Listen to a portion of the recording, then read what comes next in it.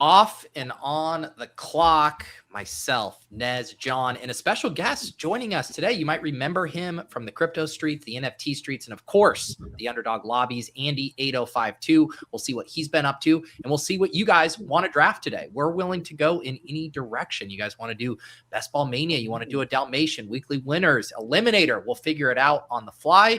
This is Off and on the clock. Let's do it.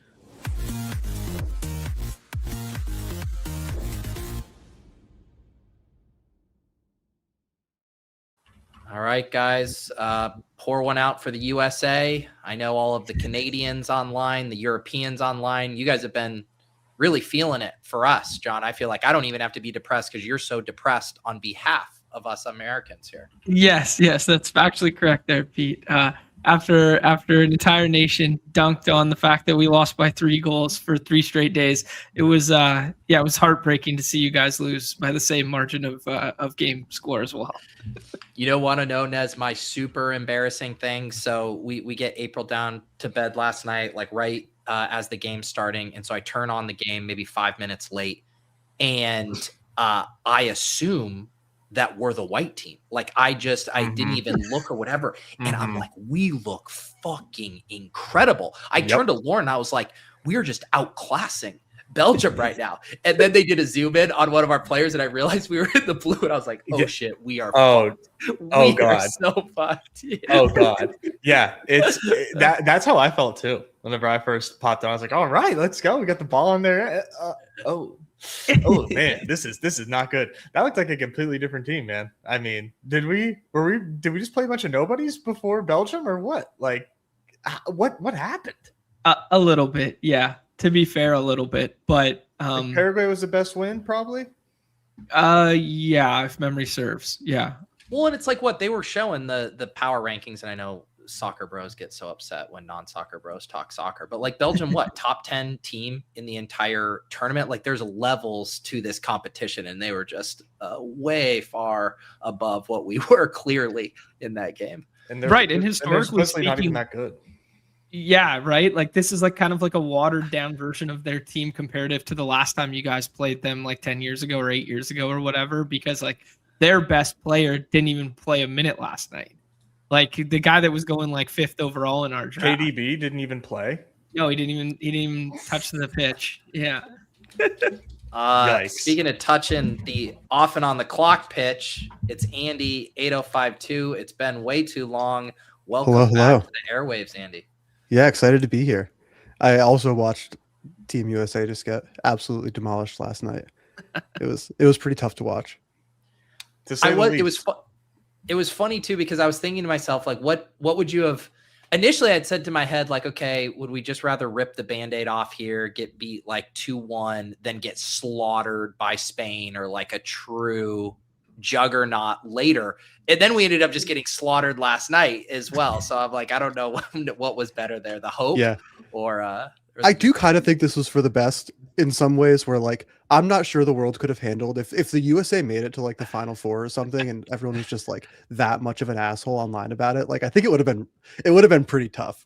And so like maybe getting put in our place a little bit isn't the worst thing in the world. Especially after the layering on of the red card saga there. Like it would have been like just dunk central. Yeah. Yeah. Well, Andy, what have you been up to, man? I swear I went to your profile page maybe even like a month ago, and I'm like, Andy's crushing it with Pokemon right now. Is that what I was like? I didn't even know what was going on. What is happening right now? Yeah. I've pivoted from NFTs to real physical collectibles. Wow. No, it's been really fun. We started this company in like September of last year. And so we basically have like Nez has been on there ripping some packs. Oh yeah. But so we have a platform where you can like open digital packs to get cards. If you've seen like Arena Club, they're probably like a big one who's kind of in the like sports side of things. But ours is all Pokemon and One Piece, so it's for all the crypto nerds out there. But it's fun. It's a really good time. It's a weird industry to be in. Okay, wait. Can I get mansplained for a half second here? These are digital collectibles, or this is ripping? No, these are real. I have like tons of real graded Pokemon cards on my desk that I need to mail out later today. So basically, it's like we have a bunch of different packs ranging from like $50 to $12.50. Okay. With like the worst case scenario when you open a pack is that the card you get's worth like 60% of a given pack. Best case, like a 50x, 100x sometimes. And so you pay $50 and we have like all the published odds of every single card, and you get revealed like a random card. And then you can either sell it back to us or keep it and like hold it on our platform, or like ship it out to yourself. So you're holding all the inventory of the physical cards? They're in vaults, but yes. Okay. Yeah. Okay. Vault. Wow. That's a fancy way to say under your bed in a shoebox. Yeah, they're in Jersey at my parents' house. Just like, Mom, don't touch those boxes. Don't give many ideas. Yeah. And so how did you stumble upon this idea, and then what made it take off as much as it has? Yeah, so there were some other companies that were already doing this pretty well, but just like, I don't know, I grew up a really, really big Pokemon collector and card fan. Looks like John's whipping out something for us here. Yeah, I was about to see if I can box or not. I'm seeing what I got in here. And yeah, so we decided to make something as well. Just kind of figured like, why not? Why not give it a shot? I think like our kind of approach has been like very curated. Oh, look at this. I see some. Are those slabs, or are those just like really, are those in like the metal magnetic cases? They're in the metal magnetic because I've never got them graded before. But we got like some of these old like shadowless ones. That's a nice card. And like first edition? Damn. Yeah.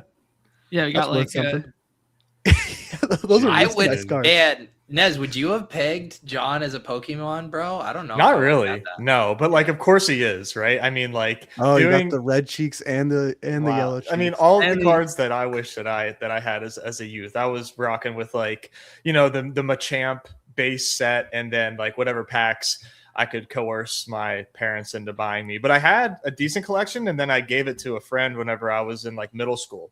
I was like, I was being super nice. Like, you can have these cards, man. I'll keep like my ass cards. And so I don't know what he ever did with them, but I know who it is, and I might reach out to him one day and just be like, you still got those by chance? So rich now. Also, just for context, like those 4 cards that John just showed, if he got them graded and they came out as like 9s or 10s, that's like, I mean, if they came out as 10s, realistically they wouldn't. But like, those are worth like probably 50 grand, those 4 cards combined. that Venusaur by itself, that Venusaur, if you got it graded and it was a 10, that's worth like 35 grand probably. Wow. Oops. But actually, agree to trade if you ever wanted to grade them, you can DM me and send me pictures and stuff, and I'll help you figure out if it's worth doing it or not. I mean, if you ever wanted to sell them, it's worth doing. But these are like the original 3. Yeah. Jesus. Yeah, those are really nice. It's week 16. John has lost 15 straight weeks in a row in DeBomb. Looks at his liquidity, then looks over at the Pokemon cards. He sends Andy a DM. You tell me what grade these are. It's way too real a story. So like Andy said, Andy mentioned I've been on there ripping packs, and I have been. And it's extremely fun. As somebody that has gone like way deep into like the sports collectibles, the sports trading card game, in terms of really doing a lot of breaks, like on like, like the live stream breaks you bid. And then a lot of times they're like random teams that you get access to like, then if they rip cards, then if a player from that team is picked out of that pack, they get it shipped to you. I've done a lot of those, and I got pretty lucky in some of those breaks, but also I've skunked out and gotten like zeros a lot. So the Monster experience has just been like night and day, because you don't have to wait for every team to get drawn. You're sitting in the live stream waiting for the teams to finish up. You might get 0, but like here, like with this, it's like instant. And yeah, I've had a much better ROI experience on Monster than doing breaks. Yeah, I mean, we have some people who have made some serious money. I mean, obviously, like there is, we make money. It's not to say that Obviously, yeah, everyone you're a is, business.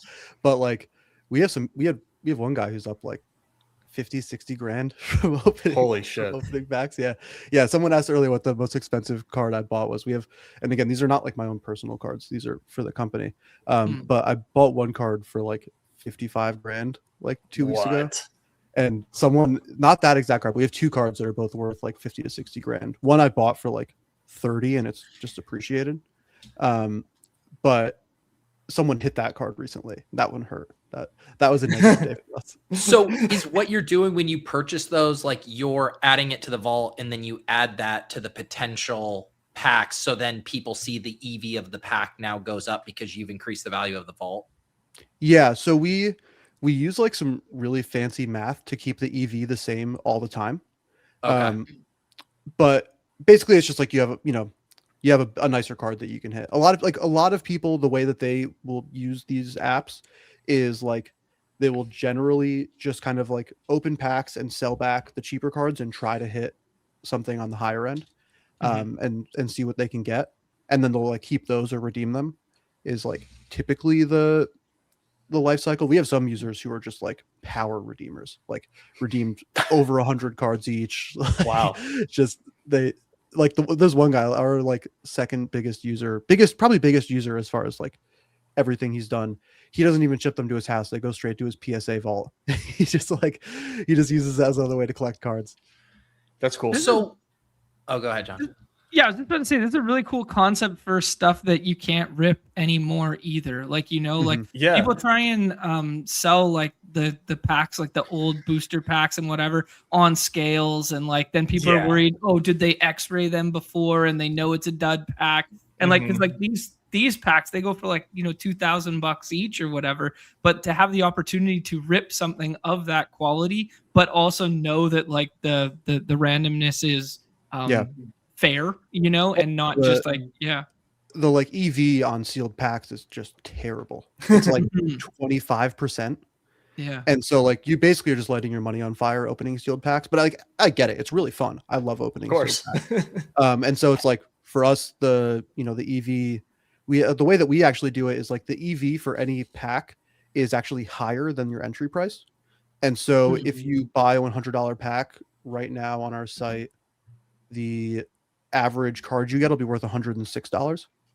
And the way that works for us is that then our buyback offers for you is where we basically make money. And so we'll offer to buy it back at say like 90% of the card's value, and so then we make the spread there. But if you like just want to collect cards and open packs, obviously you can get cards that are worth less than $100, but if you on a long enough time horizon, the EV is positive. And not to do Andy's job for him, just want to say the experience of like selling cards too. Like if you have your own cards to sell, you have to like play the market. You put it on, eBay or something, wait it out, get offers, get lowballed. And then when you do sell it, eBay takes like 15% of the cut. So it's you're basically just like streamlining it. You know what I mean? Like, yeah, they're, they take 15%, but eBay's taking 15% of your cut too, if you have like your own stuff. Yeah. But yeah, so it's been really fun. Have you had any like macro takeaways now going through this experience after the NFT experience of, at the end of the day, is it people just want something tangible to hold on to, or do you think there's still room in the digital collectible space, or is this kind of what we were always going to land at? I think like, I think probably a bigger part of it is just that like there's so much nostalgia around these cards, and like there's just so much emotion around them. Like for me, I love Pokemon, and it's been a part of my life since I was a kid. And like people who collect One Piece, it's like kind of the same. They've been watching the anime for forever, reading the manga, all that. And so I think that's probably the biggest part of it is like, any of these NFT collections, they don't have that. They just had like, the community vibes, all of that. So I'm not totally convinced that, theoretically in 25 years when Pudgy Penguins are at their 25-year anniversary, like, there's some range of outcomes where like they have grown into a big brand and people care about them. Yeah. I think like what feels good about buying Pokemon cards, for example, instead is that like you don't have to worry about that range of outcomes. You just like know that that's like already a thing. Pokemon is already a thing. It's gonna be around. In 25 years, the Rory Lions or whatever the hell they were called, they're still going to be in Pete's mentions. So never say never, man. Never say never. Yeah. It is. What were those crazy. guys called? It's kind of off topic, but I'd watched this YouTube video a couple weeks ago about how like Disney had essentially changed its business model, and even with its amusement parks, where they're not even really interested in new IP that much. They just want to play to the nostalgia actually of the people our age and the people who have money and the parents, because they're the ones that spend the money. And so when they come to the park, they actually want the parents to have the better time. And you go on all these rides that are nostalgic from the things you consumed as a child. And it sounds like a similar thing even playing out there with the Pokemon stuff, where it all just comes back to us wanting to relive our youth. Yeah, totally. And it's been fun. Like I've gone and vented at some card shows and stuff now and all of that. And like seeing dads with like their 5-year-old kids buying cards to play the card game and stuff. It definitely brings me back. It's fun. So what is the, obviously you got a lot of momentum now, not to say, is there like an in-game, but like how scalable is this? Where do you see it going? Yeah. I mean, like there's still a lot of room, I think, to grow as far as just like non-crypto users for us. But right now, almost all of our users are people who are crypto people. And so like trying to grow outside of that is a big focus. And then we also kind of to have stuff that's more approachable and just kind of like our goal is to basically just be like a really good app to collect trading cards. And so like right now that looks like opening these packs because that's kind of the like low hanging fruit, easy thing to monetize. But we're going to have like sealed Pokemon card packs from like all the new sets that you'll be able to buy and like rip on the platform. And like kind of the same thing. You like open it, you get like a full like digitized pack opening experience, see all your cards. We'll buy them back from you. We'll help you get them graded if you want to get them graded, all that kind of stuff. And so just like kind of trying to continue to build out like, in my perfect world, if I wanted like a one-stop shop place to like buy trading cards and like build a collection, what would I want to build there? And like ideally, I think kind of part of the sell is that we're curating like the cards and the experience and things. So like if you come and you open packs, like I try really hard to not have it be slop that you're going to get from those packs. And so that's like if you don't really know where to get started, like I have a lot of friends who I've known through NFTs who kind of are the same age as me and grew up liking Pokemon, but haven't really followed it for a very long time, who started opening packs and they were like getting back into it.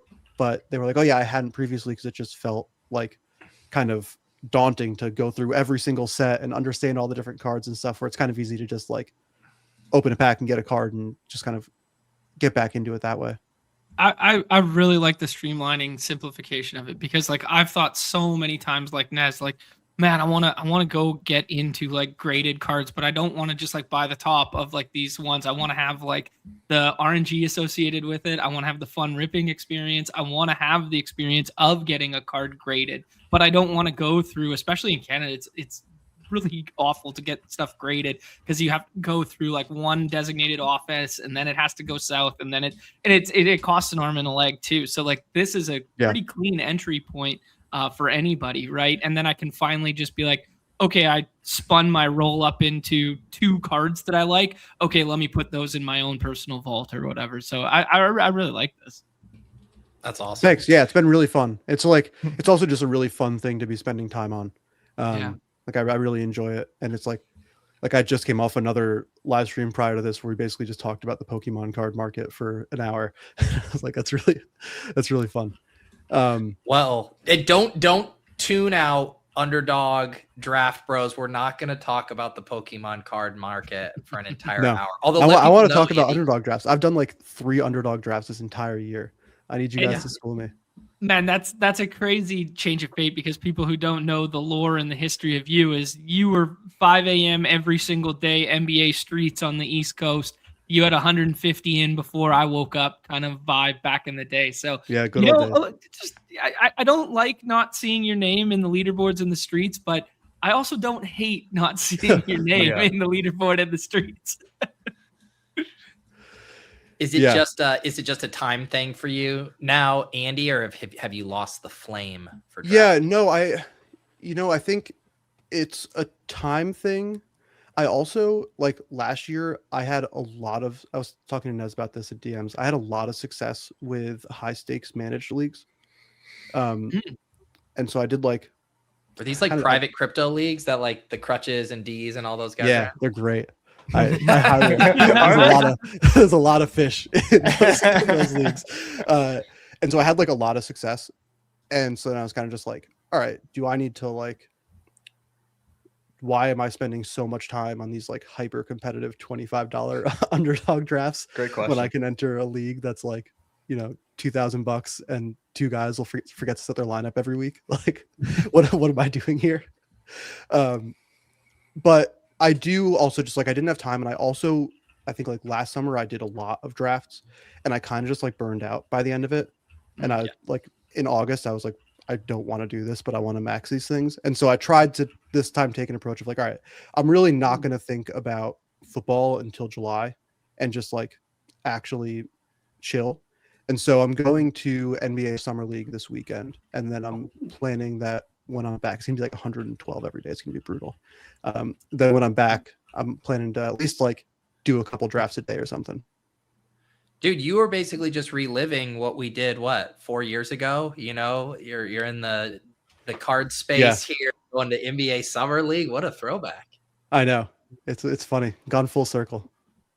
Well, as someone who just did all of the math yesterday morning, and who also has not been drafting other than on stream, you got your work cut out for you if you want to max. I need to be entering 30 slow drafts a week from here until like first week of August to make sure I can squeeze it all in before the clock shorten overnight.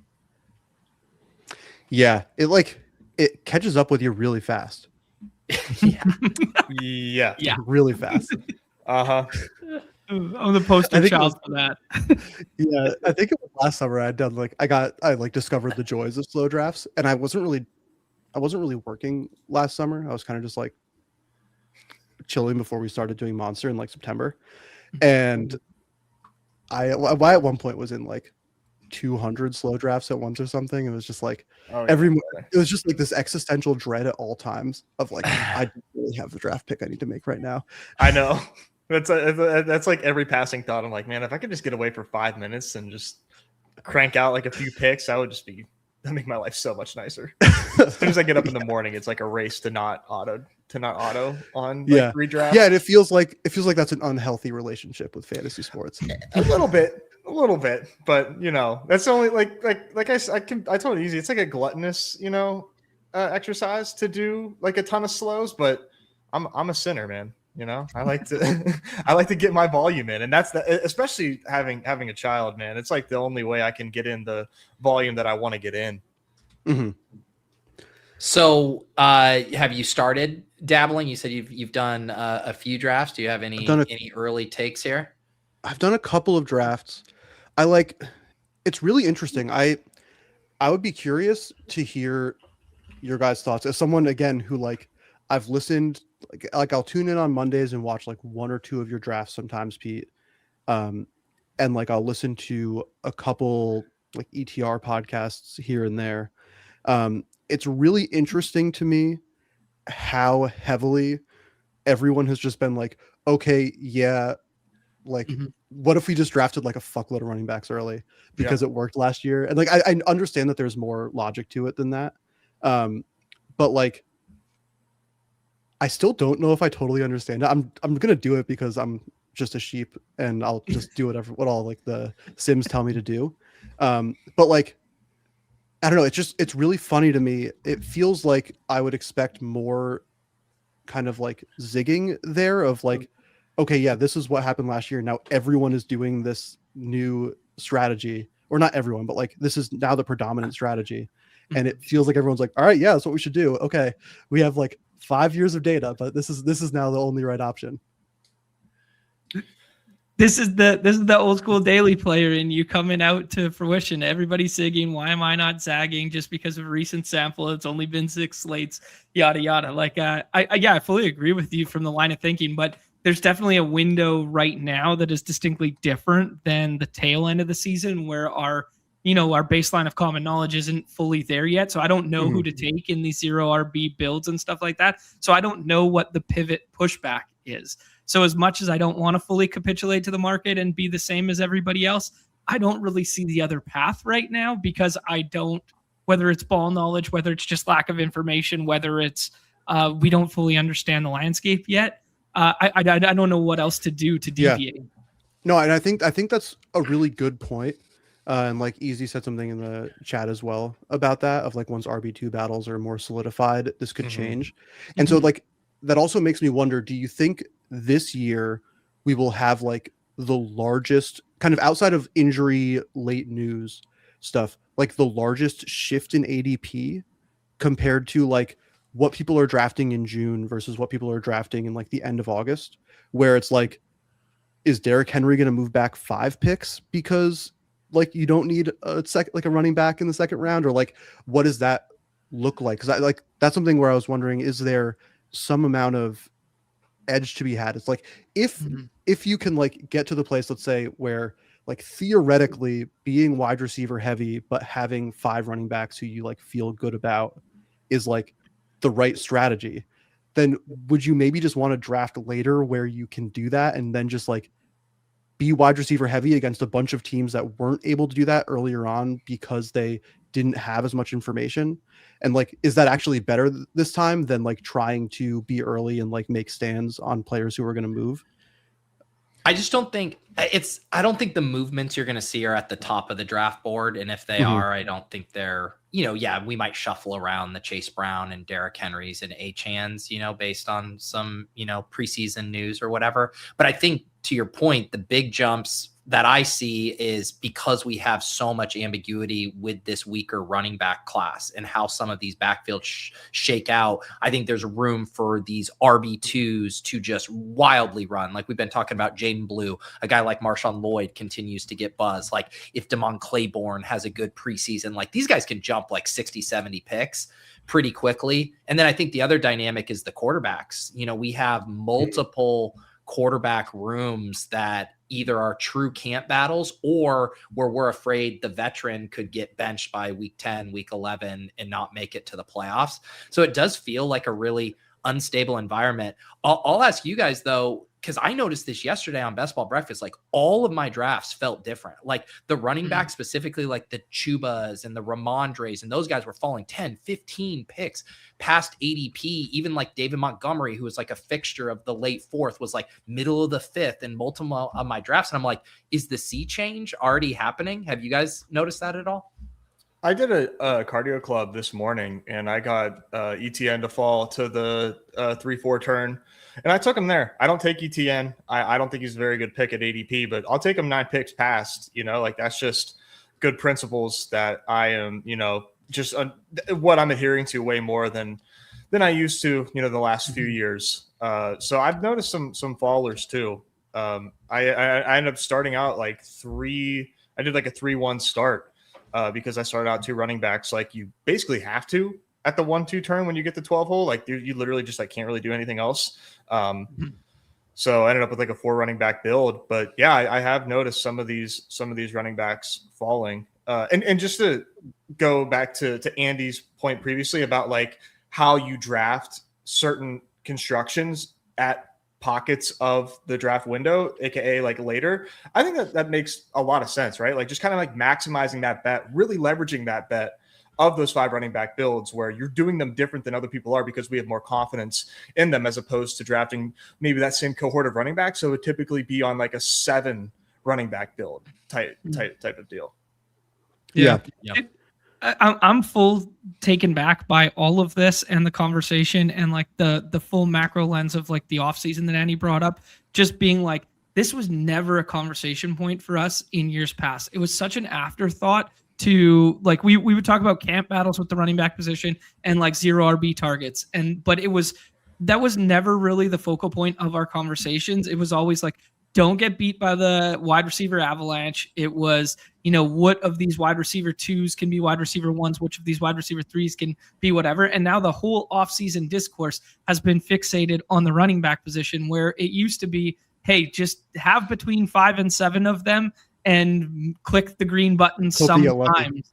Right? Yeah. Hope you get lucky with the green button. Yeah. And now the whole offseason discourse is about the green button. It's just funny. It's just, it's really interesting too, because it's just like you're operating in this world of just like there's like a limited number of running backs, but same with wide receivers that you can like reasonably take and do well.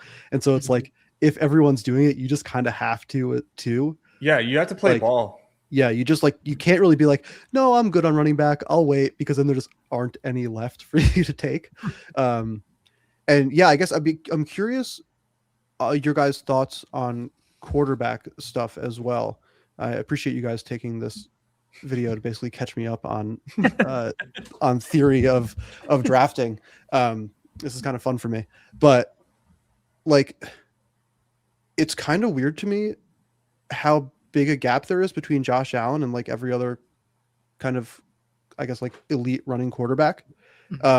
Is that just because like he seems less risky, or like what is happening there that there's such a big gap? I mean, I think it's just a risk thing. The way that I see it, like, it makes Josh Allen a good pick because at the end of the day, he's underpriced. Like, people don't want to hear that. People don't agree with that, but it's true. Every quarterback is basically underpriced. So he's a good pick because his bust percentage is like so low. Like, he's going to pay off ADP if you take him. Unless he gets hurt, Josh Allen is paying off ADP. So he's a pretty good pick. And I think he's actually a better pick because if you are weighing out who are the good drafters, who are like the people that you are really going to be competing against, they're not drafting a lot of Josh Allen. So that makes him a better pick just like inherently. And then you have the next cohort of picks. Those guys are all just great picks too, but it's really the safety of Josh Allen that makes him like, is why he's pushed up there. Yeah. And the Lamar running a little bit less, I think, is really kind of hurt his value. Jaden Daniels coming off injury. All these guys have had some sort of weird season or two behind them that kind of like puts them all in this one pocket. Right. Yeah. And they're all just good picks. Yeah. I think the hard thing about the Josh Allen one, and it goes the way I was thinking about it, and I always like to do the 2v2 stuff, right? And benchmark it to the Jaden Daniels, Drake May, Jalen Hurts, which I consider really strong values. And it's like, I prefer my teams that say, let's say, have T Higgins and Jaden Daniels to like pick a 2v2 or whatever, versus the flip would be what, Josh Allen and a Marvin Harrison, like similar range. But do I feel that confident to a degree that I would want to have 100% of the Jaden Daniels side? Like, you can definitely win that 2v2. I still think I probably want to tilt myself to like the 65-70 on the Jaden side, but it really does come down to, it's like less about Josh Allen and more about, do you feel there's an opportunity cost when you select him at that 3-4 turn? Yeah, that makes sense. And then last thing on quarterbacks, the Sims just decided that like generally you should have 3. Seems to be the it's like the best of both worlds. Yeah, best of both worlds. Also, like the way the injury track records have been in recent memory and how many are getting more opportunities to start, like, and then the ping-ponging effect of the way that we played the playoff odds, basically. That makes sense. Yeah. Yep. I'm really caught up on this notion right now of the Josh Allen versus the tier behind. And I do think Nez really nailed it on the head there with the safety of Josh Allen associated with it, and like our just familiarity with like the way he plays and breaks slate. Because like, I'm looking at the names behind, and it's like, Lamar, we know he has MVP ceiling, but like new coordinator, wide receiver questions there. Jaden is like, oft injured plus wide receiver question marks there. Burrow was injured last year. Drake May, was it just a flash in the pan the previous year? Like there's so much, more systemic failure risk with like the pocket behind that. Like Josh Allen is just like, no, he's just that dude, right? Yeah, and not only that, he goes around a lot of guys whose profiles are suspect, mostly because of situation. But the guys that go behind Josh Allen, Ladd McConkey coming off an awful season, like, can he bounce back? We think so. He's ADP 35, but he goes right there. Malik Neighbors, that's no need to be. Will he play 12 games? Exactly. Yeah. Enough said there. Javonte, coming off his like best season ever, can he repeat that? Igbuka had a very up and down season. I mean, all these guys, then we have Tet and Garrett Wilson on questionable teams. So those guys all just have like very questionable situations, whereas Josh Allen just embodies safety. Yeah. I totally agree. I guess like my immediate thought is, I just feel like I'm going to have like an ungodly amount of like Lamar Jackson and people. Cause like, is he like, I don't know. I feel like, is he really that far behind Josh Allen? Like, I guess with the changes in like his running and stuff potentially. And like, that might just be me thinking about previous years and comparing it to what like the reality of the situation is now. But yeah, I agree. I feel like people were really excited about, or like kind of excited about elite QBs last year, and it didn't like totally play out well with Hurts and some other stuff. And so that was like, I guess more of my thinking is, it's like, why did Josh Allen still get the elite QB treatment? And then the next group of elite QBs are kind of where like the second tier of quarterbacks were last time we were drafting, a little bit above that, but it's interesting. Yeah. I'm kind of in lockstep with you as like a theoretical bro here, because like I'm doing the same thing, but with Jaden and Lamar, and like I got 32, I've done 45 drafts now, and I have 32% Jaden and I have 20% Lamar basically. So yeah, the theory bro in me is thinking the same thing. Like, why is the gap so large here? Am I crazy for thinking I want a lot of Kyler Murray as well? No, you would be in lockstep with the simulations. Cool. I think the other thing as we talk through the Josh Allen thing is like, and this is true for any, extreme draft strategy that you do at the start, right? If you start 4 wide receivers in a row, 5 wide receivers, it's not that that's bad. It just limits your flexibility later in the draft because you don't have many more wide receiver bullets to spend. Same for running backs. Same if you go elite tight end. And I think same if you go elite quarterback. And the Lamar Jackson point is a really interesting one because I see this play out a lot where a drafter even gets a value on Josh Allen, maybe early 4th. And then it's like Lamar falls all the way back to the end of the 5th round. And you're like, man, had I known, I really would have just taken Lamar late 5 instead of Josh early 4. And so that's the thing I find myself in sometimes. It's like I can't take advantage of some of these other good quarterback values that pop up when you go Josh Allen. Like, yeah, you can pick your spots. You can do double elite quarterback, but it just slightly puts you in a bit more of a corner the rest of your draft. And I think that's always in the back of my head a little bit too when I pass on Josh Allen. Yeah, I think that makes a lot of sense. That's totally fair. I kind of look at it as the opposite though, where like I think Josh Allen opens up my flexibility because now I only have to draft 2 quarterbacks. Like I know for a fact I'm in a 2 quarterback build. And yeah, that Lamar fall may happen. Sometimes I just do it. If it falls, like I'm just going to do it and then build out a team that just makes sense from there on out. Probably not stack, probably just let like, hey, hopefully these guys go nuts. And it's just those guys on their own. But the flexibility of having a 2 quarterback team in a 3 quarterback meta, I think is pretty strong. So that's part of the zigging and zagging that I'm thinking about, is trying to counter the 3 quarterback meta by doing a little bit more Josh Allen than the field is. Yeah. I think that's a really interesting like macro point here, or question for you guys, is if there was one meta to counter right now, the 3 quarterback, the running back early stuff, is that the best one to counter right now, Nez? I think it's the easiest. Okay. What do you guys think? I think so, because you think about what a lot of the 3 quarterback meta is even pushing people to perhaps more fragile selections. Like we're tossing on Geno Smith. Could Geno Smith be, miss time in the fantasy playoffs? Like absolutely.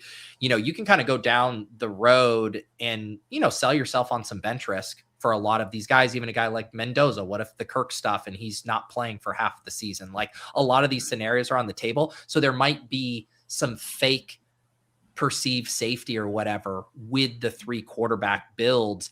The 3 quarterback builds I like the most is when they are really tight in that window. And it's like, Bo Nix and Kyler, you double tap, and then you get like I don't know who like Darnold or Dimes like to throw on there. Yeah, Darnold's a nice value, a good one there, and it's just like I get the 3 quarterbacks, I get the 3 stacks, but I'm not taking on any of that late season bench risk. Yeah, right. Yeah, that makes sense. But I do think it's just a fun year to draft in general because it's like always, right? You can't accomplish every single initiative you want in the draft. You're going to have a weakness somewhere, and it's where do you feel the most comfortable? I mean, it seems like where most people feel comfortable punting is the tight end, right? Like, is there ever a point in the draft? Like, I could have no tight ends through 12 rounds, and I don't think I'm even really panicking whatsoever at that point. No. Likewise, yeah. Feel the exact same way. So then should we have the same conversation of like, should we be more open to way more McBride and Bowers and Loveland because it's not the trendy thing? I kind of pushed it last week when we talked about the risers where I was like, yeah, like Bowers 2 years ago or Bowers at the start of last year would have been, in that clump of running backs or the back end of the first round. So why isn't he getting that treatment now? Like what's changed? Mm-hmm. I think the way that I think about it is maybe not necessarily like taking it a step further, where being open to the elite running backs because of the punt tight end meta, but also taking like 2 really good ones and then shutting it down. So now you kind of have your cake and eat it too, where, hey, I might have a flex. These guys might both put up 20 in the same week, and now I have like a flex spot filled, and or I'm at least dominating tight end in my lobby every single week or in my playoff pod. Right. I think double elite tight end is definitely something that is like has a ton of legs because there are no diminishing returns on 2 elite tight ends. Like you can start both of them. Mm-hmm. And I think that's another thing. And we always talk about this every year, right? When we get more information in August, there's more wide receiver and running back flyers we'll feel good about taking in round 17 or 18. And then that really, paves the way to do more aggressive, elite onesies early in drafts. Cause you're like, I'm going to be fine. I have 3 or 4 guys that I don't think are zeros and I can pull off this build. Whereas right now it's just like, man, the one thing I feel good about late are, wide receiver 3s and tight end 2s, so it's just like easy to keep those picks in your back pocket. Exactly. Let's see here. Would you guys want to draft something? That'd be fun. If you guys are into that, we can keep chatting. Yeah. I don't know. Did we put up a poll or I should. let our guests choose, but my little like token in the monster pack machine here was this would be a pretty fun foursome to celebrate $2 million with. Oh wow. Wait, there's a contest where you can win $2 million. How many Pokemon cards could we buy with that, Andy? I mean, it depends how nice the cards you want. Sometimes it's like 3. Yeah, according to my collection, it might just be 2, Pete. Yeah, so John, like I looked, that Venusaur is probably worth like at least $3,000. Just like that. Not even graded. Yeah. How much is my Ronaldinho McDonald's collectible cup from 2020? That's worth a lot of money. How do you put a price on that? Slightly used. I don't even know what contests are in the lobby currently, so I will totally default to you guys. Andy, I don't have my. Oh, sorry. Go ahead. Yeah, no, I got it pulled up here. We got Best Ball Mania, as John mentioned, the Frenchie Marathon. Not sure a $5 rotisserie scoring is, going to get the juices flowing today. There's the Chihuahua, the German Shepherd Superflex, of course, Eliminator Weekly winners, Big Dog Mastiff, Dalmation, $101 3 max, and then the Mini Golden. I'm down for a Dalmatian if you are, Pete. I mean, this is on your account. I'd be happy to return the favor at some point. Yeah, let's do it. Let's get a Dalmatian filled here. This is the $101 3 max. You get 30K to first tier, and always nice to be able to fill one of these on stream. We need 8 people. If you guys still have bullets here to join us. Nice. There we go. Yeah, your boy maxed this one out already, but Andy, I was saying on yesterday's behind closed door stream, I traded a couple cards the other day and then threw in a little cash. I got a Charizard on the way. Oh, sick. Yeah, but it's ungraded. I don't have my phone. I'd show you the picture of it, but apparently it's supposed to be here in the next couple of days. That's awesome. Yeah, I like for my personal collection now, I only buy ungraded stuff really. Okay. Nice. And Mostly then just do like you like it's maybe kind of a take nice separation. hmm Hmm. do you like get them ungraded and then then take a look at them yourself and decide if it's worth to get them graded, or do you just keep them like that? No, I just keep them like that. It's just like fun to have them in a binder and like kind of to have like the Nice. sort of original way that I did things. Yeah, love of the Um, game type of yeah. thing. Yeah. Well, and it's like literally a third of my day every day is buying Pokemon cards at this point, it feels What a like. life. And so like that's all graded cards. And so it's kind of fun to Mhm. have a little bit of a separation of like when I buy graded cards, it's for work. When I buy ungraded cards, it's for fun. Cool. All right, Ryan in the chat sent in Fun question. $2 to have this question answered. What's a better pick this year, the 102 or the 106? I have strong thoughts, but I will toss to the panel first. What do you guys think? This is like obviously the 102. However, Ryan, the 106, pretty good pick if you think Christian McCaffrey will stay healthy. Probably like the best EV pick on the board if he stays healthy. So I'll give you that as an answer. Yeah, I think the reason it's the obvious, right, is because like 102 represents the end of a tier break, and 106 represents like the start of kind of a longish tier, depending on what you're interested in. Yeah. All right, I'll go spin zone on it here. If I got to build an entire portfolio for the entire summer, I'll take 106, and I'll full punt never having a Bijan share, and I'll take all the combos I can make from 106 with like fallers and the other side of the board, because I like the second and third round options more than the left-hand side of the board with the Bijan stuff. Let me recounter and say that you are probably overly optimistic with how much you like the players at pick 19 coming back.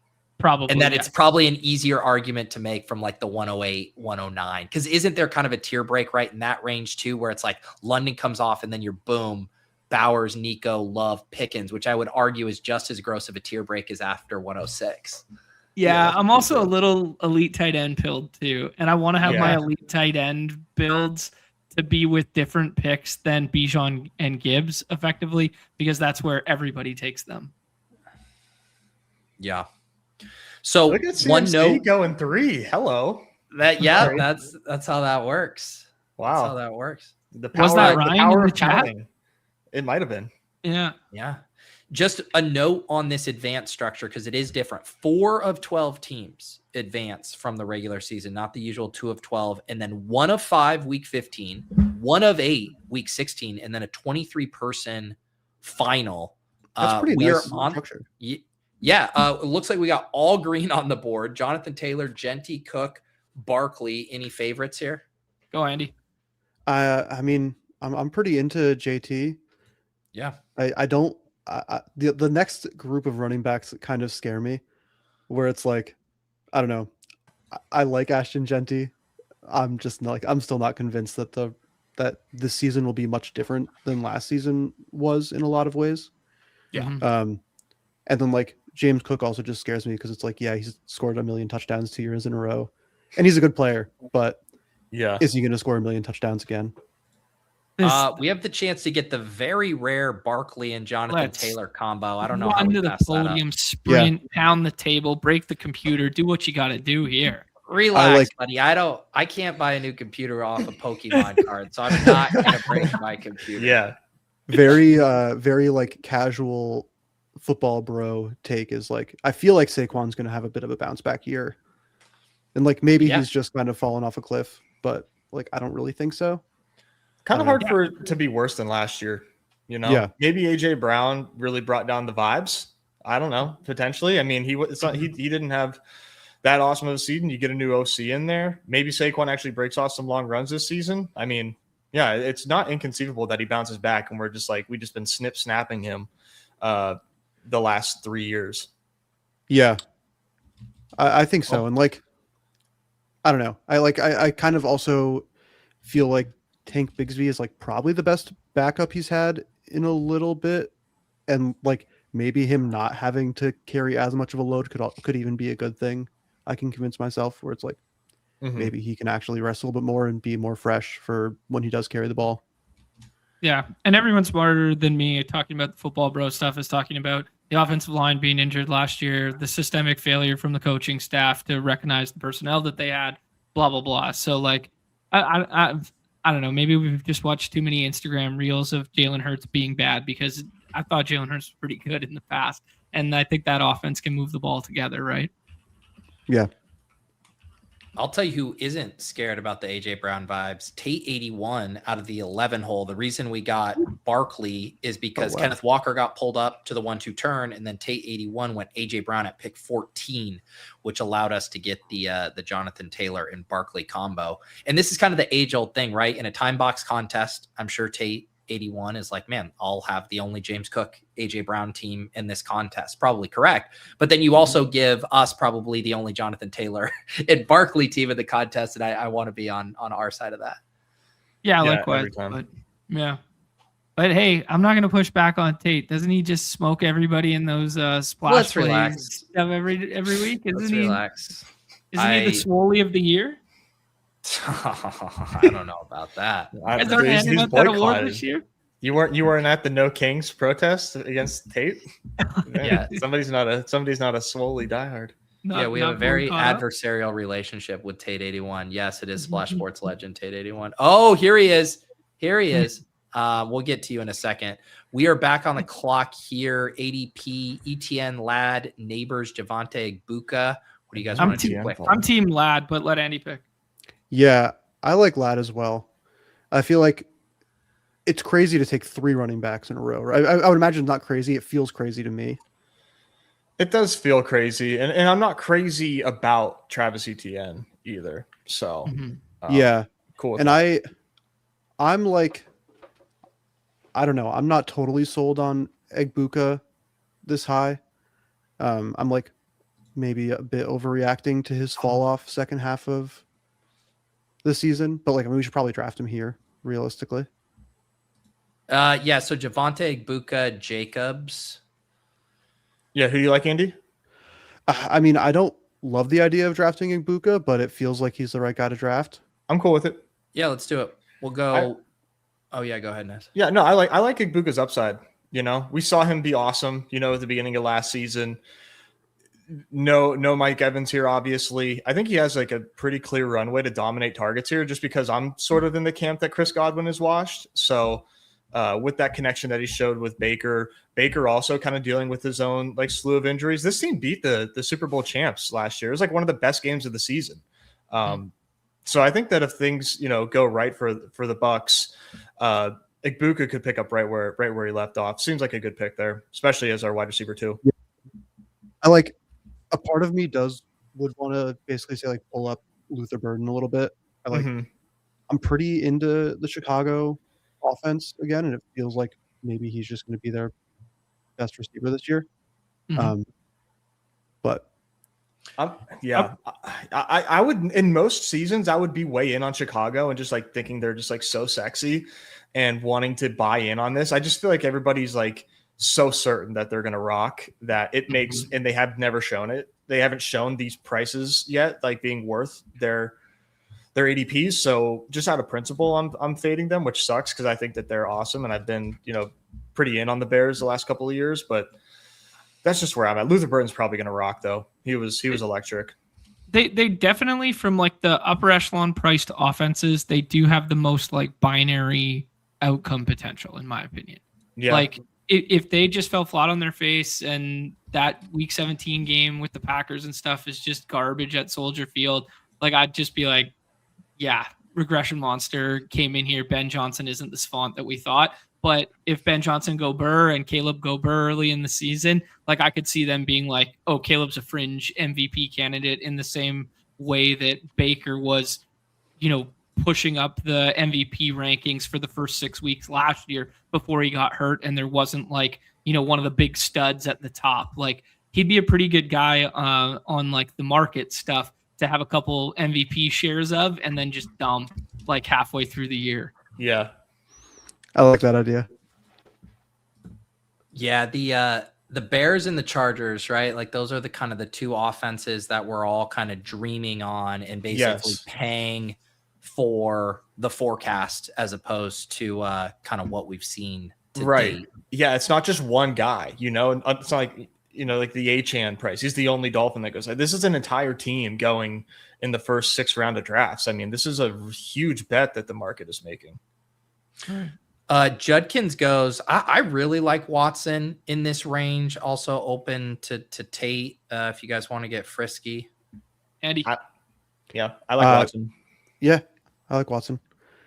I know essentially negative about Carnell Tate, and so first wide receiver off the board, but not a lot of like love for him as a prospect as much as wide receiver ones in years past. But given his draft capital as wide receiver 1, he should be going like 2 rounds earlier. Mm-hmm. If you just use the models. I feel like people just don't trust in the Titans offense that much either. Right. Yeah.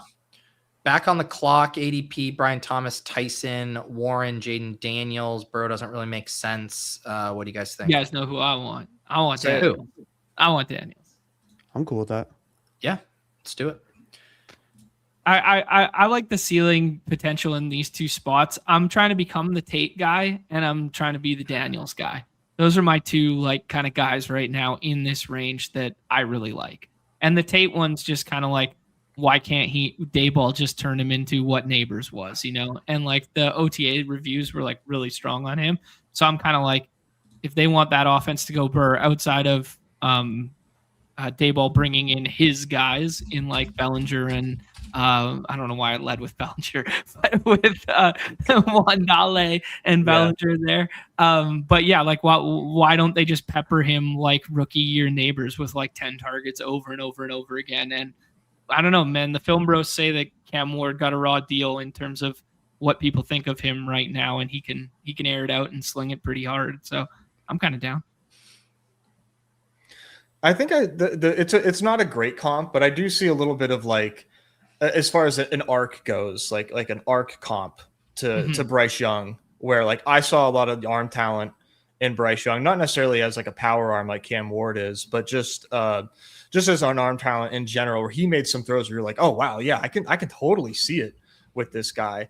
But he got a completely overhauled team, coaching staff, and offensively. That I'm not. My portfolio doesn't indicate that I'm bullish on Titans or Ward, but I really do want to be in on that because I think that all of the changes made around Cam Ward are so positive that he's definitely a fun bet. But the market agrees with that pretty heavily. I mean, he goes like 140, so it doesn't feel awesome. Doesn't it feel the one thing I want to be in on Tate in this range, and I think it's probably bad to be too overconfident on Tyson over Tate. Yeah. I do think if Tate hits in the way where he's like a league-winning selection here, it does make me think that both Wan'Dale Robinson and Calvin Ridley are probably pretty bad picks. Yeah. Potentially. Mm-hmm. Potentially. I think that could also signal that the offense is good. Yeah. At the same, it could go both. It could go both ways. I think you could have both.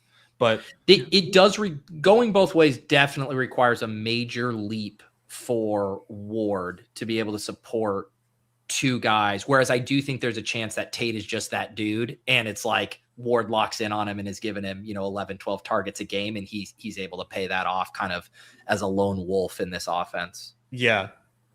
Yeah, I could see that.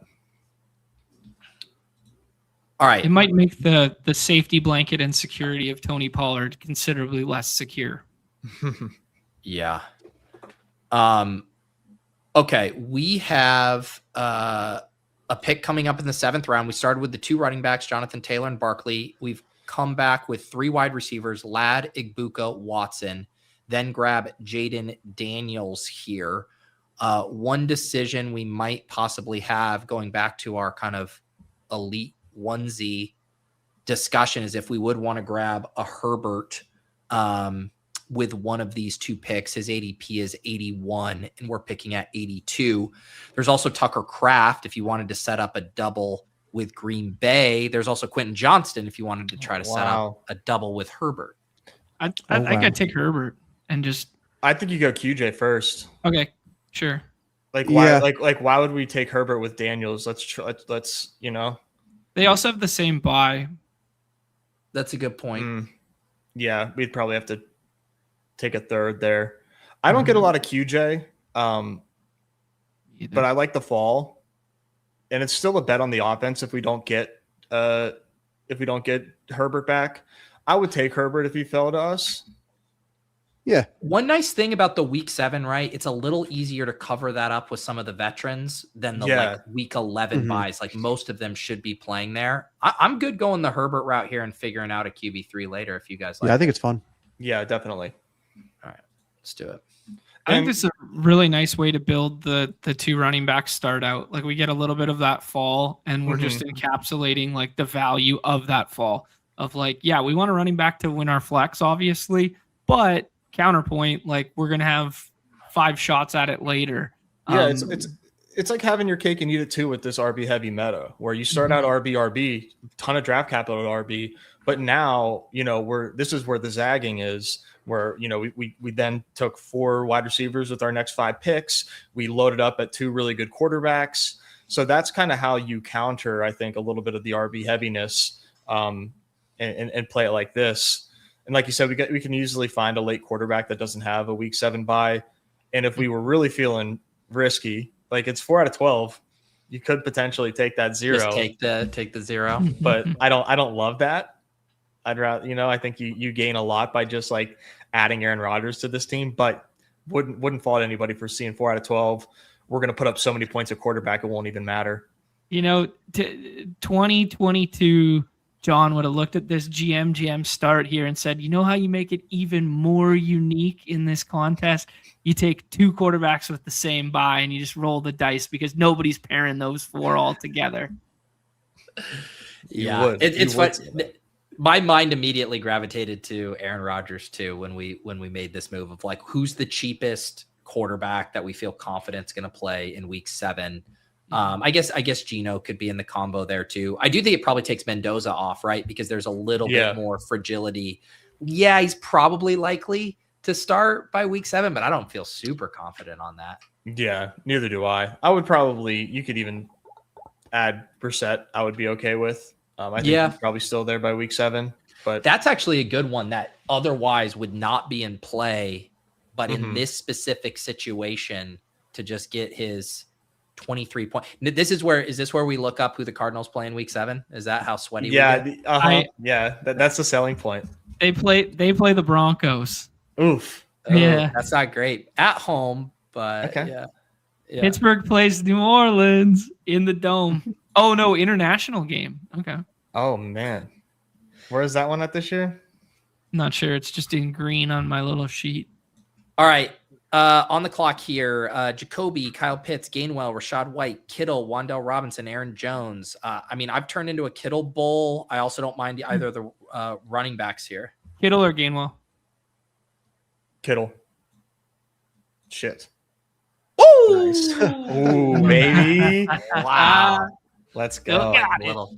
I don't take Kenny Gainwell.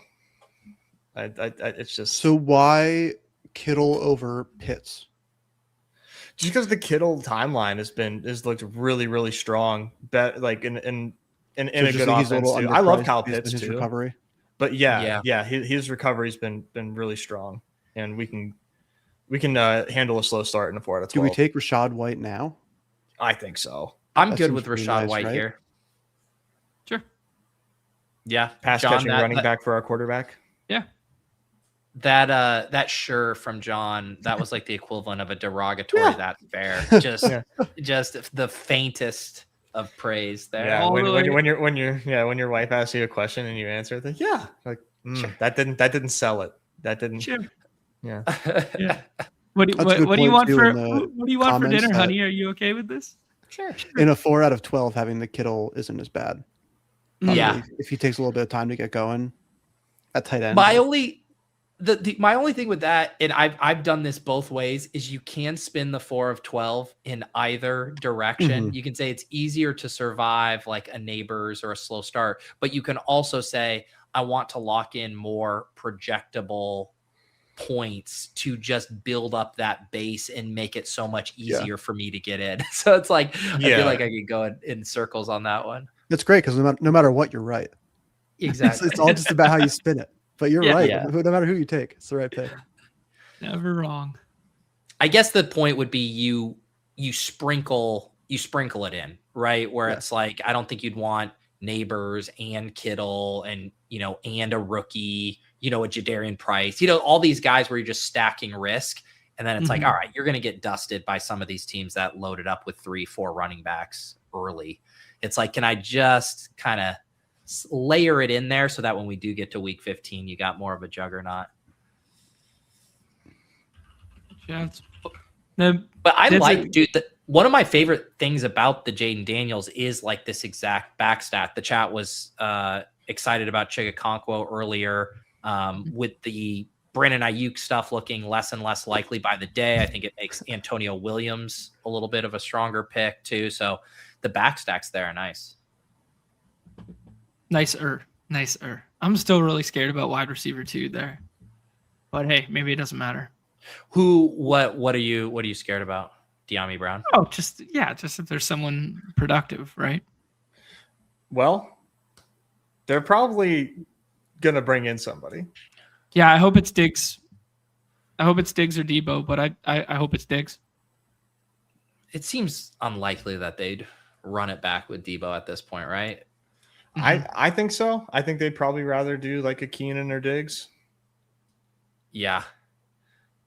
This is an interesting spot at 130. I do like this price on C-Rod. Kelsey's the ADP faller, and we just mentioned Diggs could be, kind of threading the needle on a potential stack. Kelsey does go. C-Rod, Diggs, Shaheed. What do you guys think? I would take Diggs and then take one of the fallers on the way back. I like Diggs, so I have no problem. I'm good with Diggs. Let's do it. Because my thought process here is I'm really comfortable with Goddard as a second tight end if you get it. I'm really comfortable with Keaton Mitchell as a stack partner. I'm really comfortable with C-Rod after the bull case that you guys were spinning yesterday. So I'm kind of like, Diggs is the guy I want. Let's let 4 picks run off, and then all those other ones fit our roster. Yeah. What are the different teams that Diggs is speculated to be on? Is there like a short list? There's like 2. So the 2 major ones are the Colts and Atlanta. Atlanta, thank you. Are you guys good with C-Rod at this price? It seems good. Chig. Or Keaton or Chig. Yeah. I'm Team Keaton, but okay. I don't really care. Andy, don't care. We're kind of past where I. Let's do the big team level bets. Obviously, Chig is too. I feel like, man, that was close. It was close. We went with Keaton Mitchell there, though. How far does Chig fall if someone signs? Like literally any healthy body signs. I kind of just think Chigakonkwo is overrated. Like he feels like one of those guys where every year people are like, oh, he's really athletic. This could be his year. And like I feel like in tight end that just happens all the time. Like that's the type of guy where obviously it's not like a ton of draft capital or anything, but I am so happy to if I lose in best ball because I don't have Chigakonkwo, it's like, all right, that's fine with me. Mm-hmm. Yeah, no, I think that's fair. I think he's a little overrated as well. It's just it is very much like the situation thing. And like John said, how much does he fall? I think he does fall quite a bit. I mean, these tight ends at this range are very, very close in projection. So he could easily just like stumble and like fall at the end to the end of the tier if they do bring somebody in. Mm-hmm. Mm-hmm. Can I while we're doing the Washington thing and waxing poetically about some potential ceiling there, can I just triple down on their playoff schedule too for a second while I'm looking here? Atlanta, at Minnesota, at Jags. Seems fun. Yeah. Those are fun. Yeah. If RG3 can make it to week 17, we're cooking, baby. That was a tough pick because like C-Rod at that price, I think in this format as a guy who I do feel pretty confident is going to be the guy early in the season. That looked like a strong value to me. Adding Keaton Mitchell and basically doing the same thing with both Rachaad White and Keaton Mitchell and adding a potential like high value touch, running back to our quarterback stack. And I do think it just came down for me of like how we had talked about it before. Like there's always tight ends we're going to like, and there's even other stacking partners potentially for Daniels, where it just kind of made me want to go in the running back direction there a bit more. Yeah, it was close. Like you said, I don't think there was an overwhelmingly right choice there. Another feather in the C-Rod cap would be not another week 7 bye. That would have worked in our favor too a little That's bit. true. Speaking of which, we're down to Mendoza, Rodgers, Geno, Brissett. We mentioned one of these picks should be Rodgers, I think, if we're serious about this 3 quarterback thing. I just wouldn't even risk it. Do you want to get like a Hunter Henry, get a tight end here, and then I rock Hunter Henry. I think it's more important. Sorry, Andy, go ahead. No, I was just saying I like that pick.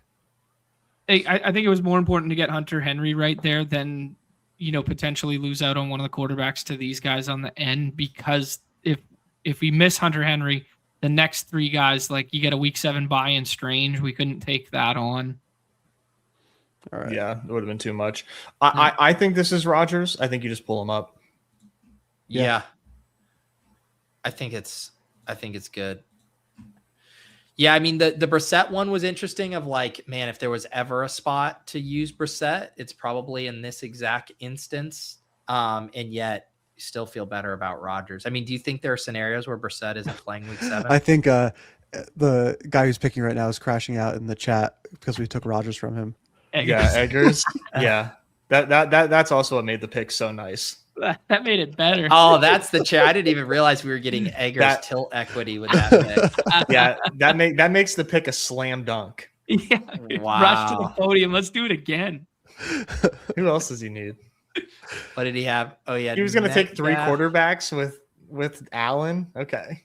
All right, buddy. We just made. Oh yeah, better. It was the Metcalf and Pittman. Okay, there you go. Yeah. He thought he was so cute with his little double stack. Got to take 2 Steelers wide receivers. Also, Eggers, actually, no justice for Eggers. He's been listening. We've been telegraphing this Aaron Rodgers selection from literally 6 rounds ago. In fact, we said his name. We circled him on the draft board. Get out of here.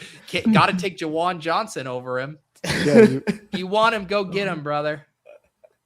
Unreal. Let that be a lesson. He's not one to learn funny. Lessons. You're right. Who am I kidding? All right, here's the team so far. Jane Daniels, Justin Herbert, and Aaron Rodgers. Let the record show 16 picks ahead of ADP, not 20.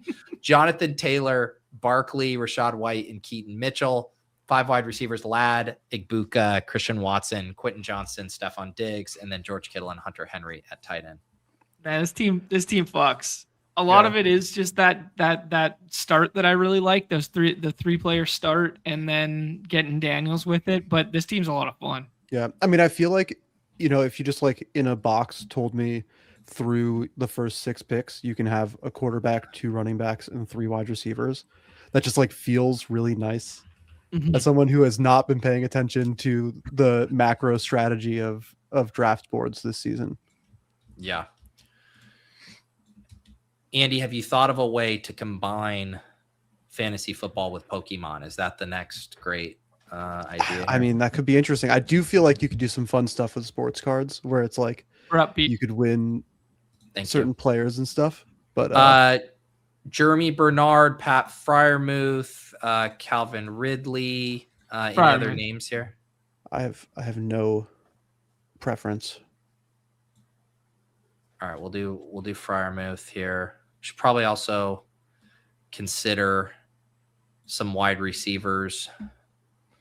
Yeah, we gotta slam it in at wide out. So Trey Harris stacks, Jeremy Bernard stacks. I do like Dontavian Wicks a good bit in this range. Do you guys have any favorites of these 3? Is this one of the diminishing returns Trey Harris picks? Like, you know what I mean? Yeah. It's like we already have 3 skill position players. Yeah, Trey Harris too, I think is like, I don't know how many routes he's going to run this year. Like the Chargers are not out on the Keenan Allen race, and the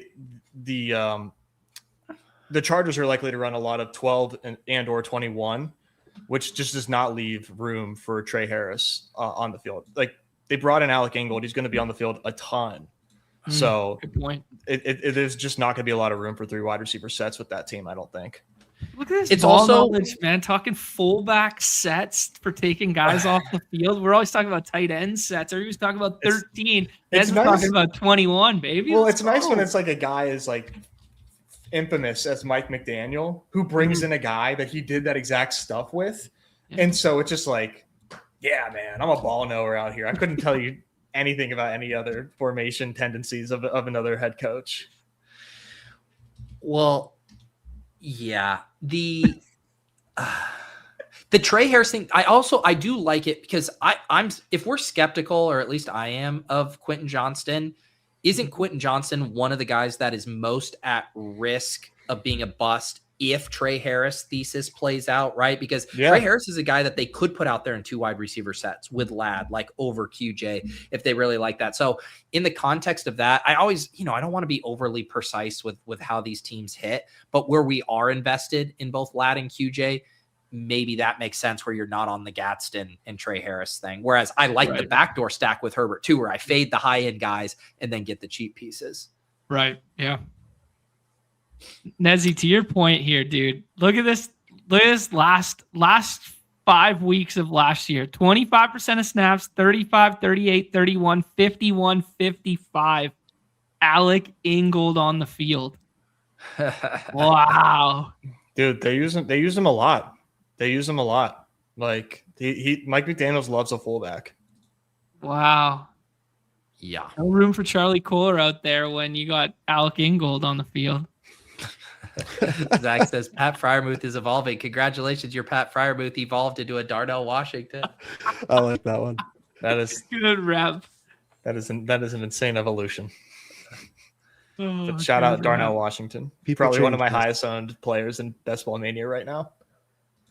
How do you guys That's what I want to was land this talking- plane? Yeah, good question. We have a 3-4-6-3.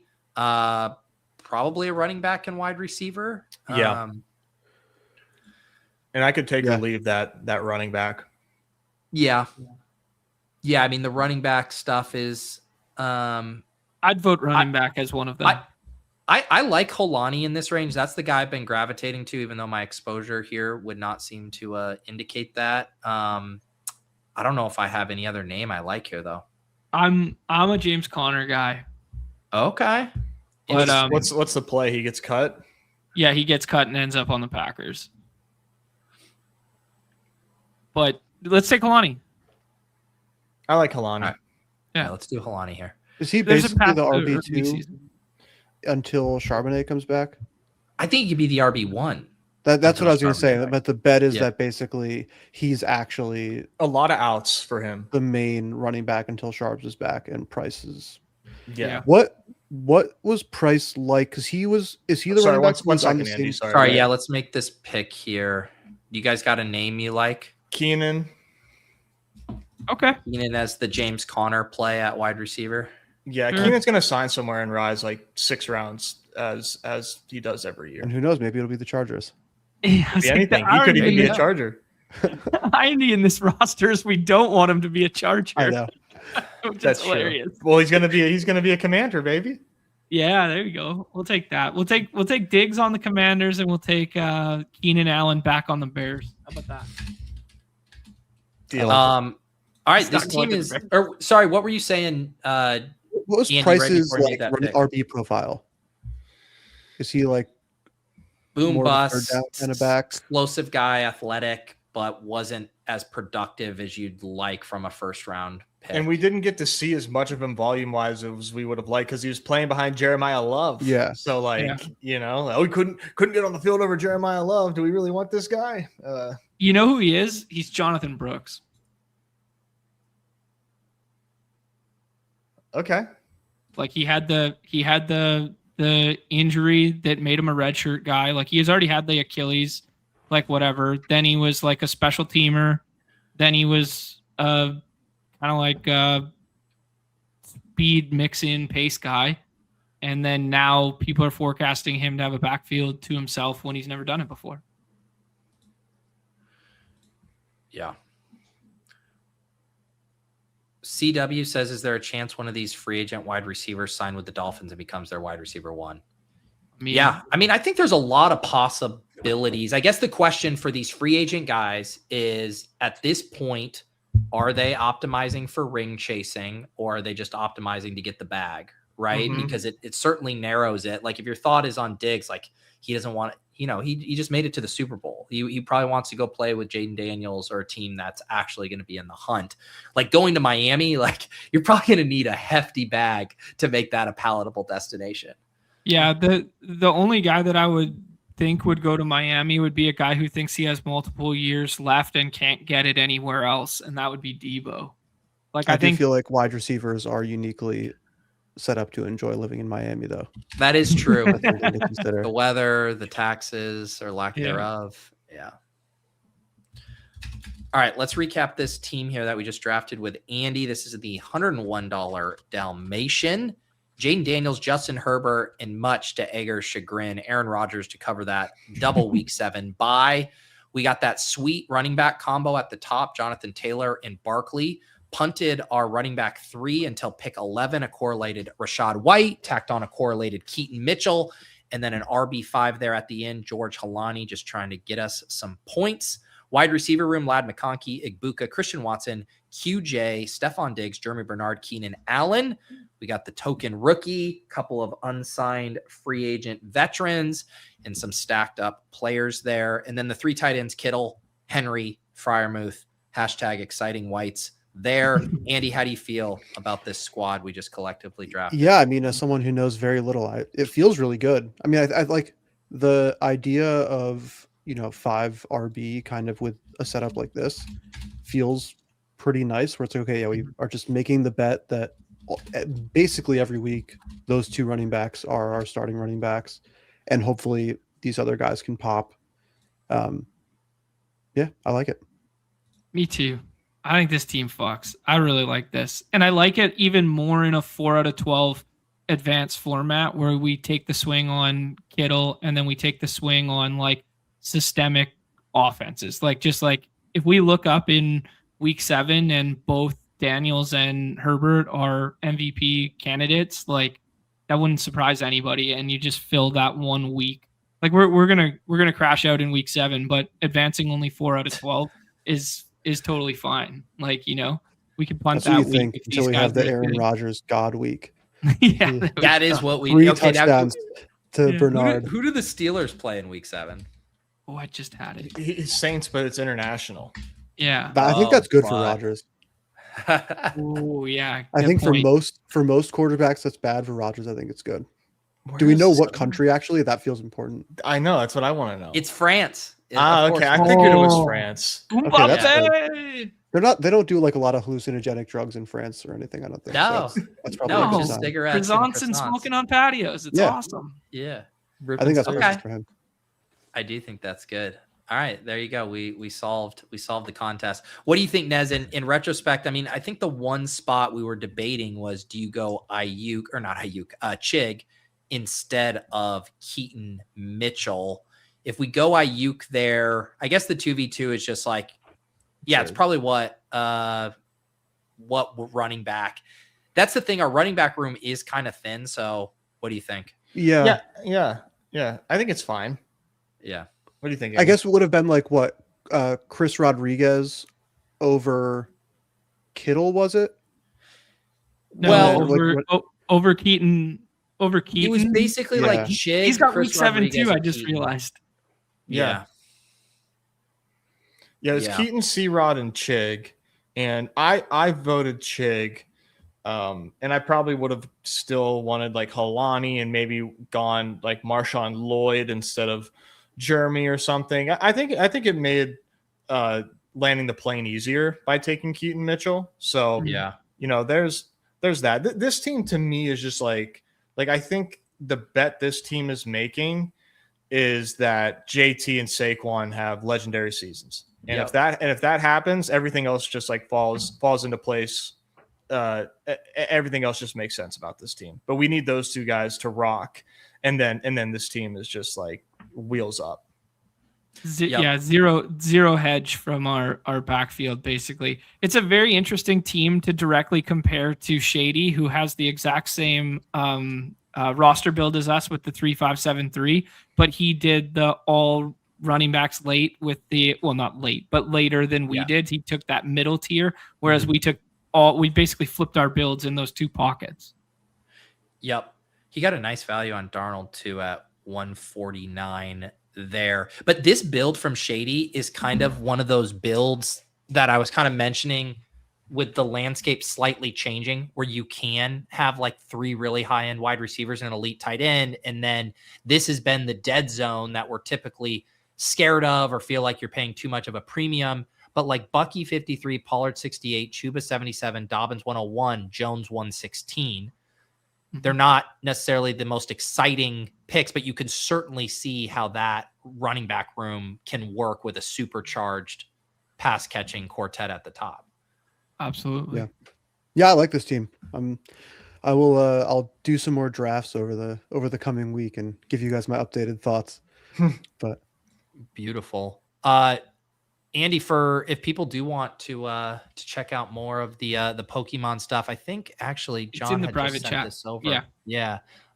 Monster here. Have you been like with working on this? Are you using AI stuff all the time. At all? All the time. It's like, I mean, honestly, you can like kind of tell sometimes, but a lot of our website is even just like designed with AI, which is like kind of crazy. We use it a lot for just for like building things. I'm starting to try to use it more for just like day-to-day automating stuff, because there is actually a lot of like back of house stuff that goes into this, of like having to process shipments and kind of do a bunch of like tracking and all that kind of stuff. So trying to get a better setup to use AI for those things. But yeah, I use it a lot. Very cool. Check out Monster, MNSTR.xyz. Go ahead, John. Sorry, last question. Is there like a kind of like display your collection part to this? Like I saw D's name on there, and then how's that work? Yeah, so we have like a vault page. Right now it honestly is like leaves a little bit to be desired, but we're spending a lot of time now to like revamping that. So basically you'll have like a full kind of like portfolio view of your whole collection and all of that. And you can like watch price appreciation and kind of everything that goes along with it. Eventually we're going to also have like kind of a standalone mobile app for just like portfolio tracking, where you'll be able to like, so they'll be interconnected. So you can add, like you could add all your personal cards that you have at home, but it'll also be connected to your vault. And so you have it all in one place and can like track everything and very cool. Share all your stuff. But nice. John, are you running MLB today? I have the redirect set up. Yep, I will be. I'll be immediately there after I fill up my coffee cup and unfill my bladder. There you go. And any other preview? Is this just the daily slate today? Yep, just a little 9-game MLB slate. Pretty fun slate, to be honest. Like, nice little choose your own adventure with 2 upper echelon pitchers, and then a whole bunch of scroll options, and no real slap you in the face chalk. So pretty cool to get different today. 35K Beautiful. As opposed to 30K as well. So more money to be won, flatter structure as well. So yeah, I'm going to be in there all day. Awesome. Nez, any other announcements for you? No, just the usual from the Badge Bros. John's running that solo tomorrow. I'll be solo Friday for the fellas. So that'll probably be members only. If you're not a member on the Badge Bros, $5 a month, come join us. Beautiful. We got sorry, Pete, just to elaborate there, I got a whole bunch of the stuff up right now. So we're going to do double dribble tomorrow for the first time. So that'll be fun. Do double dribble and some baseball there. And then we're going to do football on Thursday that pushes into members only baseball there. I'll send you some summer league intel once I'm. Yeah, please do. Who are you excited to see, Andy? I mean, I'm looking forward to all of it. I'm going with some people from the Brooklyn Nets because I have tickets there. So that's kind of like what got us going. So I still need to look at what games are happening that weekend. But I'm just excited to like watch basketball. it should be a good time. I love Summer League. I miss being at Summer League every year. You should check. I know Zakarian's going to be out there. I don't know his exact dates, but nice. I'll have to message him. I was messaging a couple guys. I hadn't gotten around to him. Beautiful. For me, a couple announcements. This is if you guys missed yesterday, So You Think You Can Tell episode, please go watch it. There are some spoilers in what I'm about to announce, though, and it is stream week for the final 5. We have 3 different components to it. They're going to be streaming with Davis this afternoon. That kicks off in an hour. And then tomorrow I'm doing a special Best Ball breakfast at 10 a.m. All 5 of them. They're actually going to be hosting me. I'll be the guest on Best Ball breakfast. And then they've also been asked to each schedule a solo stream to do a draft. And you can find this schedule. It's up on my Twitter. It's up on the screen right now. I won't read every single one of them, but that'll be fun. And then other shows, tomorrow, Ship Chasing. We are going to have Theo Greminger on, talk some league winners there from a redraft perspective. Best Ball Bash back at 12 Eastern on Thursday. Swolecast, we moved from today to Thursday because Davis is streaming with the Touts today. Cody Main is going to fill in for him. Nice. He's been, flexing his game. So jacked right now. Absolutely jacked out of his mind. So we'll get the secret sauce from him. And then I actually just booked Lord Reeves to do After Dark on Thursday. Oh, let's go. Yeah. So excited for that. So yeah, that is my schedule for the week. Yeah, go ahead, John. Pete, well, 2 things. We just said jacked and looking good and stuff. Andy, I meant to say at the top, dude, you're looking slim right now, dude. You're looking good, dude. You look like you dropped a couple LBs there, man. Thank you. Yeah, I got on the scale the other day and I was 185. What? Which is a number I haven't seen in a very long time. Holy, New York Marathon, dude. Here we come. Pete, I was just asking where Stream Week is. Is it on the Tout channel? Is it on whatever? Because I'll redirect so people don't have to go anywhere. Baseball is going to then go right there. They're all in different spots. Today on Davis's channel, tomorrow on mine, and then the solos are all over the map there. Okay, so today's on Davis. Yeah. Okay. Yes. Perfect. All right, guys. Fun show. If you guys have thoughts on what you would like us to draft next week, we're always open for business. Thanks again to Andy for swinging by. Don't be a stranger. And good luck here as we enter the heart of Best Ball Summer. For John, for Nez, for Andy, I'm Pete. We'll see you guys next time on Off and On the Clock.